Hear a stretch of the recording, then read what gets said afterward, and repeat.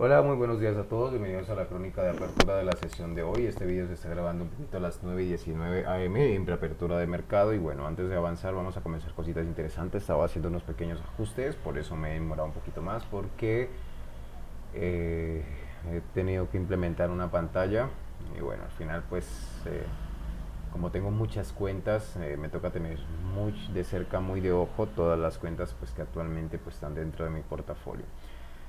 Así que pues muy buenos días. Hoy hay muchos analistas que están diciendo que no saben por qué se está hablando excesivamente concentración de mala amplitud literalmente cuando el RSP igual ponderación tocó máximos históricos. Lo pueden ver directamente aquí. Les voy a poner un poco el gráfico ahorita. Y Ryan Detri, por ejemplo, está diciendo que esto significa una señal de gran fortaleza alcista, pero no es lo que nos dice la historia, ¿no? Para empezar, miremos bien el gráfico, inclusivemente si ustedes buscan el RSP igual ponderación, está tocando máximos históricos, pero no tiene nada que ver con el gráfico del SP500 normal, que no parece nada, ¿no? Ya ven, aquí hay un periodo lateral de atasco que está volando mucho tiempo en el RSP de igual ponderación. Pero fíjense en este otro gráfico que les voy a mostrar, literalmente, estico. Aquí se me sale el marco. En la burbuja del 2000 esto es muy importante que lo tengamos en cuenta o lo retengamos para ver cómo funcionan las cosas en realidad cuando la tecnología del SP500 en rojo y el SP grid, es decir, el SP500 igual ponderación en negro, aquí está pues todo muy concentrado en los grandes valores tecnológicos. Cuando la gran tecnología donde estaba la concentración empezó a fallar, el SP500 se desplomó brutalmente y los restos, pues literalmente los siguientes valores restos que estaban rezagados no se comportaron mal y no siguieron la calle. De hecho, el pico del SP500 de igual ponderación fue el 21 de mayo del 2001 cuando el SP500 normal ya había bajado casi un 30%. Por lo tanto, mucho cuidado con esa vara de medir porque es errónea, ¿no? De hecho, lo normal es que si se empezara un declive, no digo que vaya a ser ahora de los valores muy concentrados que arrastran a los índices, el de la igual ponderación se comporte de una manera anómala, no como se esperaba, por eso pues cuidado con lo que miramos, ¿no? Sigamos con el tema de la concentración, que ya claro que hay que tener con cuidado si lo interpretamos mal, si creen que hay mucha concentración en el SP500 del Nasdaq, no se pierdan este impresionante gráfico de Oxford Economic, donde se le ve la concentración en el MSCI emergentes, el índice más popular usado para estas cosas. Es impresionante, la línea negra muestra el MSCI de emergentes comparado con el MSCI de Estados Unidos, pero en rojo está el MSCI de emergentes sin TSMC, que es el fabricante gigantesco de semiconductores en Taiwán, Samsung y SK, que son los dos valores que han llevado a la bolsa coreana al alza. Si quitamos esos tres valores, TSMC, Samsung y Skinits, pues estos dos últimos de memoria de almacenamiento y lo comparamos con el MSCI de Estados Unidos, la línea roja es totalmente diferente. Por lo tanto, si creen que hay concentración en el SP500 y el Nasdaq, fíjense la concentración que hay en emergente. Esto es muy sano, pero debemos ser conscientes de que tarde o temprano se corregirá, aunque el proceso puede ser lento, ¿no? Y eso quiero que lo tengan muy en cuenta. Volviendo a la actualidad, las bolsas siguen subiendo. Recuerden que ayer fue festivo en Estados Unidos por eso de los cambios que ahora ven, tanto el SP500 y el Nasdaq, y el petróleo pues se acumula literalmente ayer con una bajada del 7,1%, ahora pues baja un 5,22%, ha estado recuperando ciertas posiciones. Al estar cerrado Wall Street, los futuros arrastran el cierre de un día al otro, ¿no? Esto cuenta desde el cierre del viernes, por eso ahora baja menos el petróleo que ayer, un 5,18%. Los índices están algo más alejados directamente de los máximos. Me disculparán un momento, por favor, porque tengo que mirar unas posiciones que tengo. Y bueno, vale. Entonces, literalmente, pues, volviendo a la actualidad, pues, literalmente, como les digo, así que, pues, ayer fue un día festivo, ¿no? ¿Por qué un incidente literalmente en esta noche, durante el transcurso de la noche hora colombiana? Vamos a hablar un poquito de, yo estaba durmiendo, qué ha pasado, porque literalmente han reaccionado, aunque actualmente tanto el Nasdaq y el SP500 están haciendo máximos históricos, no hay que nos paren, están como una moto. Dicen que tropas de Estados Unidos lanzaron drones de observación que Irán derribó. Los americanos vieron unos buques iraníes colocando minas, atacaron a esos buques y también lanzaron ataques contra sitios de lanzamiento de misiles en el sur de Irán. Como represalia, Irán atacó a los buques de Estados Unidos. Hubo un rifirrafe tremendo que bajó un poco la emoción de mercado sobre el acuerdo, ¿no? Que habíamos hablado ayer, por cierto, pero no eliminó la posibilidad de que haya acuerdo. Todo el mundo sigue diciendo que si habrá un acuerdo pese al conflicto militar. Es curioso porque la sensación de Irán intenta cambiar los peajes por impuesto ambiental, algo que se ha esperanzado el mercado es que Rubio dijo el estrecho de Hormuz se abrirá por las buenas o por las malas. Fíjense cómo está el panorama, ¿no? El mercado le da igual que haya guerra o no en Irán.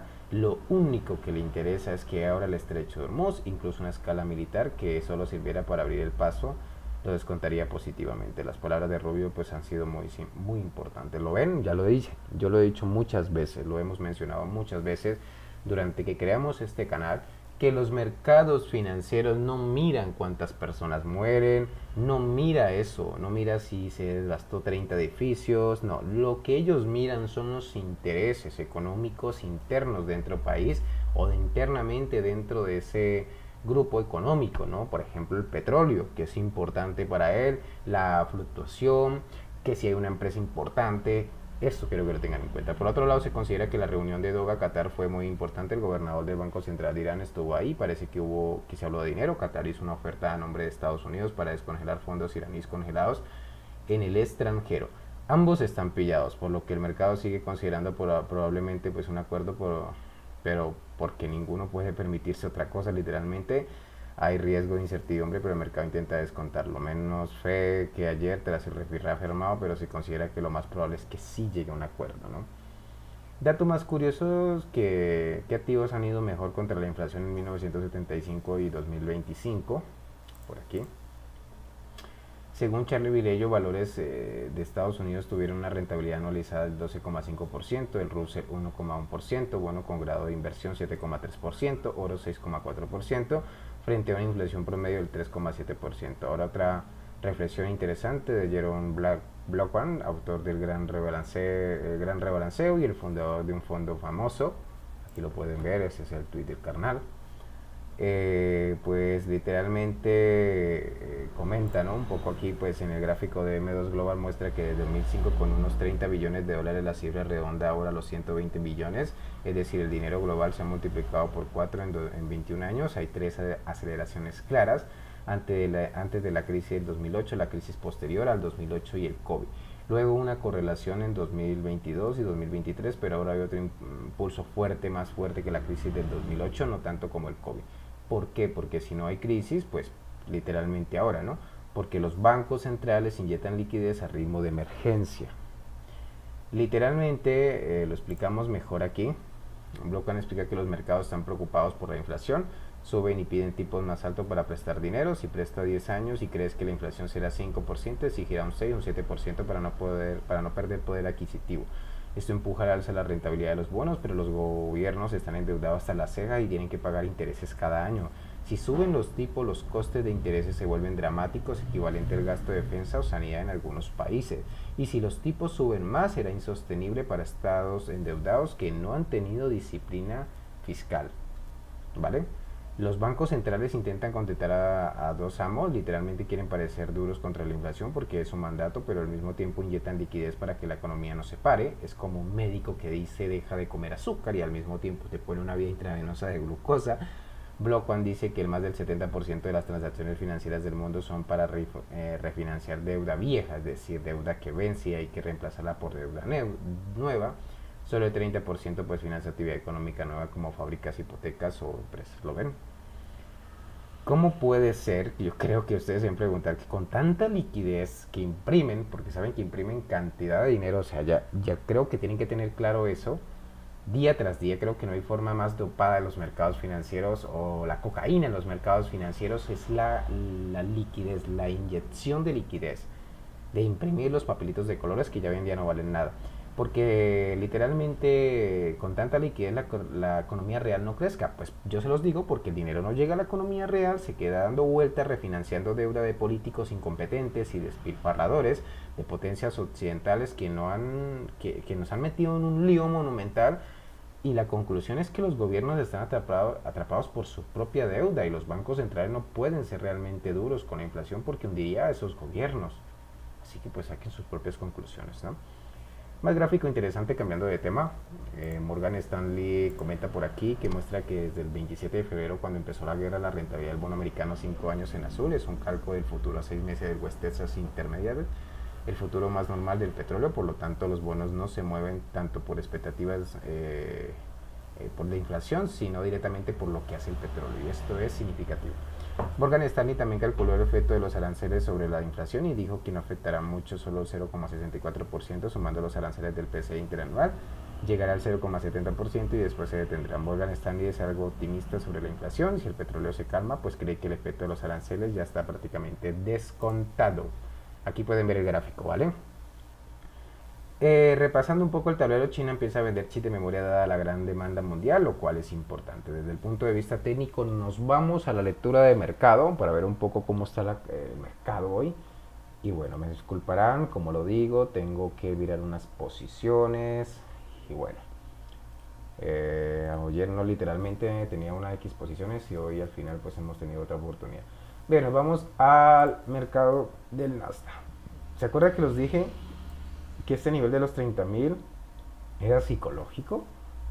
Pues de momento lo ha pasado y ha llegado nomás durante el horario nocturno en 29.695, que está la S1, una estructura de giro intermedia en 29.835 y la R1 en 29.926. R2, literalmente yo le doy aquí, pero le doy un poco de cobertura en 30.053 junto con la R3. Literalmente el momento sigue siendo alcista, no hay que ir contra tendencia, ya esto lo hemos dicho, y hay que moverse con mucha prudencia en mercado así.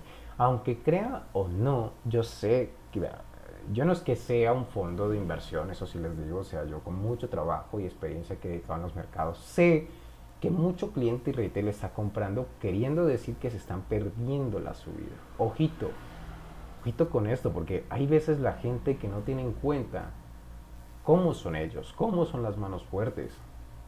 Y eso puede ser un arma de doble filo.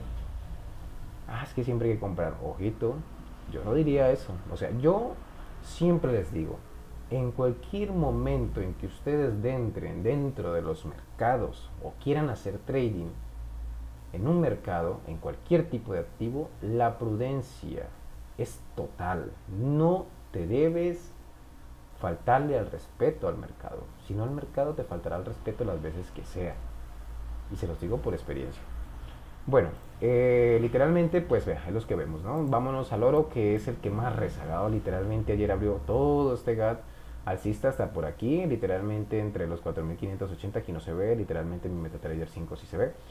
Pero el problema está en que nuevamente durante el horario nocturno de preapertura, nuevamente llegó a tocar y rebasar mínimo de 4.504. Todo este rifón se comió durante un horario nocturno en preapertura, ¿lo ven? Y el mercado sigue muy... O sea, esto, yo te voy a ser honesto. Si ustedes me preguntan qué veo, yo veo una cacería de estos totalmente amplia que puede durar meses. Si no, hay que moverse bien, que puede durar incluso meses, que puede durar muy poco, es cierto, pero al fin y al cabo serán estos objetivos. Pero esto que ustedes ven aquí es anti-trading, o sea, es hacerte perder, según uno, perder la paciencia, porque es lo que buscan. Tercero, que tú pierdas dinero. Segundo, que tú pierdas dinero. Y tercero, que seas capaz de quemar de tu cuenta. Por eso tu gestión y una metodología. ¿Ven? Y precaución, precaución en todo momento. Bueno, pues no siendo más, tienen todos los datos directamente durante el día de hoy. En la mañana en preapertura. Nos vemos dentro de unas horas en la crónica de cierre. Que estén muy bien, chao.